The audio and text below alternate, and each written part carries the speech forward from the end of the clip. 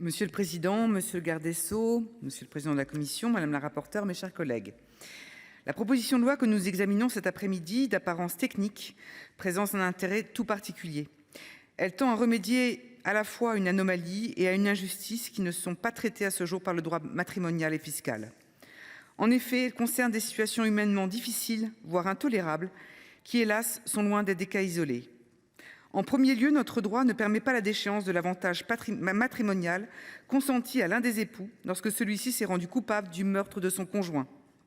Si le droit actuel donne la possibilité, par les mécanismes de l'indignité successorale ou de l'ingratitude, de révoquer une succession ou une donation dans le cas où le bénéficiaire a attenté à la vie de son conjoint, en revanche, il garde le silence sur la révocation de l'avantage matrimonial.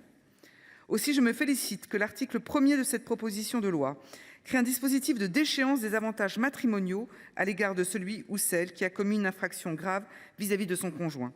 En second lieu, je me réjouis de l'apport de l'article 2 qui corrige une injustice en s'intéressant au risque d'endettement de l'ancien conjoint en cas de fraude fiscale réalisée à son insu.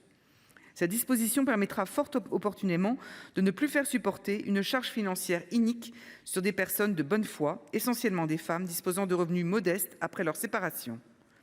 Je ne m'étendrai pas sur les autres mesures, ni sur les modifications apportées en commission qui vont dans le bon sens, mais je souhaite attirer votre attention sur la nécessité d'encadrer l'appréciation par l'administration fiscale de la situation patrimoniale du demandeur, une femme dans la plupart des cas, lorsqu'il sollicite l'octroi d'une décharge de responsabilité solidaire dans le cadre d'une imposition commune.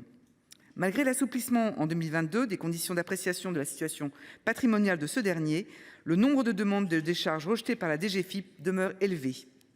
Ainsi, je proposerai, avec d'autres collègues, par voie d'amendement, que l'appréciation du patrimoine du demandeur ne puisse porter sur les biens et droits immobiliers détenus antérieurement à la date du mariage ou de la conclusion du PACS, ainsi que sur le patrimoine reçu par donation ou succession, ce que nous avions déjà fait dans le cadre du projet de loi de finances.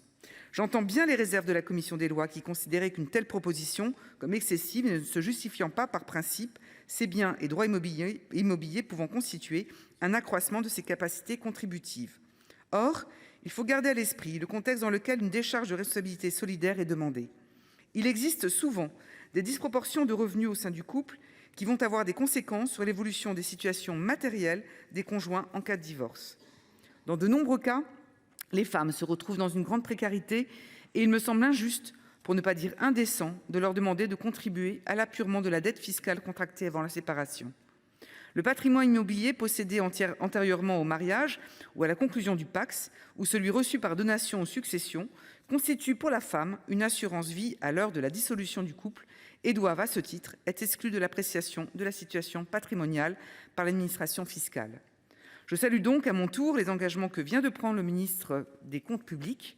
Le droit fiscal doit enfin se rapprocher du droit matrimonial, dont il est détaché de longue date, et nous pouvons donc espérer, monsieur le garde des Sceaux, que nos amendements recevront un avis favorable de la part du Gouvernement.